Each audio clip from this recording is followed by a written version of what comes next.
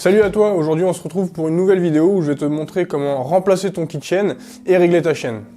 Donc sur cette intervention, on va retrouver 3 étapes. Donc la première qui va être de retirer le pignon, la seconde pour la couronne et enfin ta chaîne. Donc dans un premier temps, je te conseille déjà de tout démonter pour avoir accès à tous les éléments que tu auras besoin. Donc commence par desserrer ton pignon sans le retirer complètement. Pareil pour ta couronne. Une fois que tu as desserré tous tes éléments, on va utiliser en fait le dessertisseur, donc l'outil pour pouvoir dessertir ta chaîne, ou alors tu peux tout simplement la couper à l'aide d'une pince monseigneur ou une meuleuse.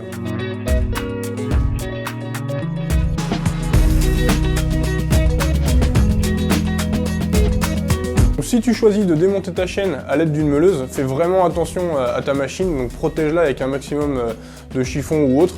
Fais gaffe aussi que tes chiffons ne sont pas imbibés d'essence parce que sinon ça va prendre feu directement.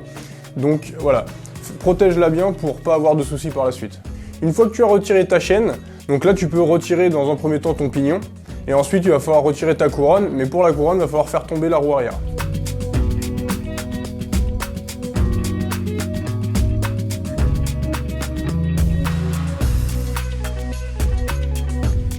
Donc fais bien attention au moment de retirer ta roue arrière, tu vas avoir tes entretoises qui peuvent tomber. Donc comme pour la procédure de remplacement de ton disque que tu as pu voir dans la précédente vidéo, fais un repérage en amont.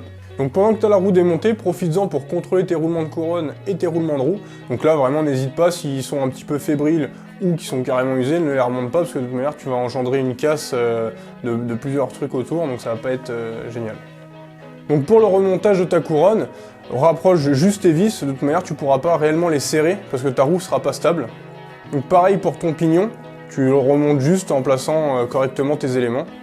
Donc le remontage, rien de bien compliqué, hein, comme tu as pu voir, tu remets tes éléments aux mêmes emplacements avec les vis, donc tu serreras vraiment définitivement au couple, toujours donné par ton constructeur, à la fin une fois que tout sera mis en place sur la machine. Donc fais bien attention avec ta nouvelle chaîne, quand tu vas l'installer, d'avoir bien au préalable nettoyé ton environnement pour pas en fait mettre des saletés ou des impuretés qui vont pouvoir s'incruster dans les maillons ou dans tes joints. Au moment de mettre le maillon que tu vas devoir sertir, tu retrouveras en fait dans ton petit kit que tu ouvriras tout un tas de petites pièces avec ce maillon. Donc tu auras tes 4 joints à mettre de part et d'autre de la chaîne et une graisse en fait que tu vas devoir utiliser au montage. Donc n'hésite pas à être un petit peu généreux, de toute façon ça va se retirer au fur et à mesure du temps. Donc fais bien attention en remontant que les joints soient bien en place.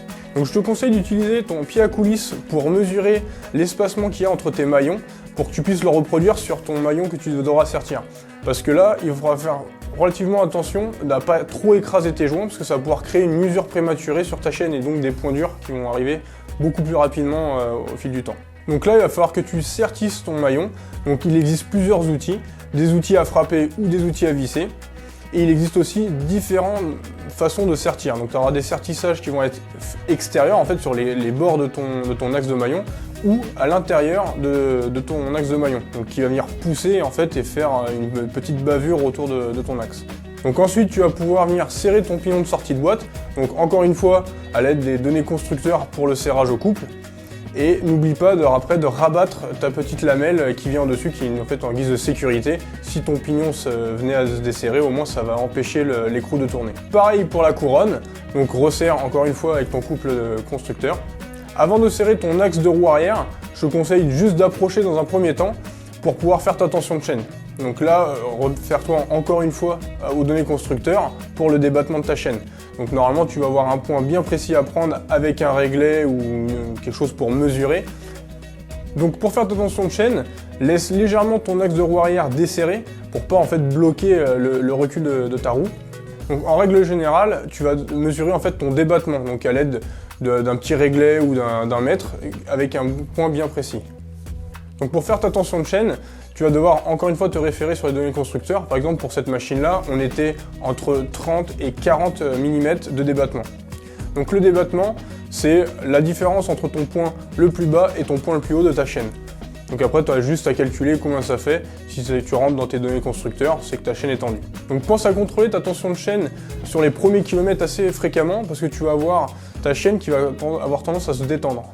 Donc fais attention au moment de faire ta tension de chaîne, d'avoir ta roue qui est bien alignée. Donc moi j'utilise mon pied à coulisse pour pouvoir mesurer de chaque côté.